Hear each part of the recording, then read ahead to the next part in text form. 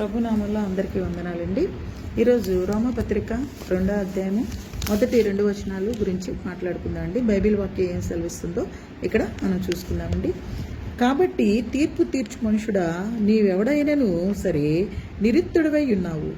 దేని విషయంలో ఎదుటివానికి తీర్పు తీర్చుచున్నావో దాని విషయంలో నీవే నేరస్తుడివని తీర్పు తీర్చుకొనుచున్నావు. ఎలయనగా తీర్పు తీర్చు నీవు అట్టి కార్యాలనే చేయుచున్నావు కావా?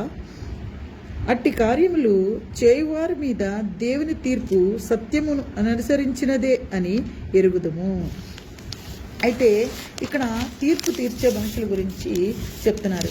ఎవరైనా సరే తనకి సంబంధం లేని విషయంలో, తనకి ఏమాత్రం అర్హత లేని విషయంలో దూర్చి నువ్వు ఇలా చేసావు కాబట్టి ఈ శిక్ష నీ సరైందే, లేకపోతే నువ్వు ఇలా చేసావు అని చెప్పేసి ఎదుటి వారి గురించి మాట్లాడే వాళ్ళ గురించి చెప్తున్నాడండి.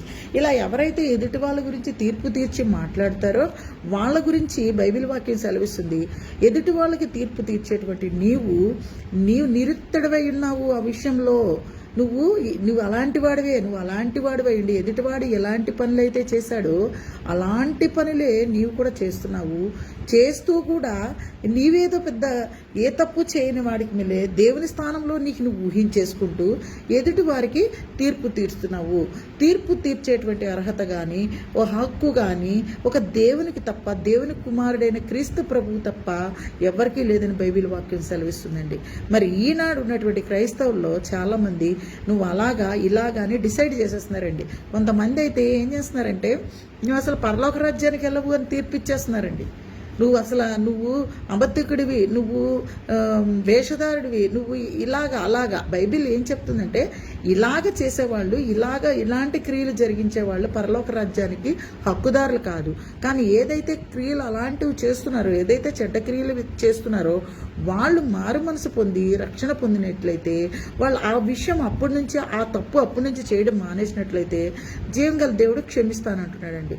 కానీ ఈనాటి వాళ్ళు చాలామంది ఏం చేస్తారంటే తీర్పులు తీర్చేస్తున్నారు. నువ్వు పరలోకానికి వెళ్ళవు, నువ్వు అలాగా అని చెప్పేసి తీర్పు తీస్తున్నాండి.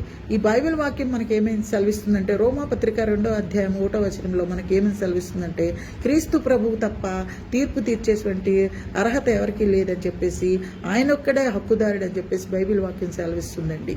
అయితే ఇప్పుడు ఈ వాక్యం ఉంటున్నటువంటి నేను ఎదుటి వారి విషయంలో ఎలా ఉన్నాము, తీర్పు తీర్చేవారిగా ఉన్నానా, సమాధాన పరిచే వాళ్ళగా ఉన్నామా అని బైబిల్ వాక్యంలో మనం తెలుసుకోవాల్సిన విషయం చాలా ఉందండి.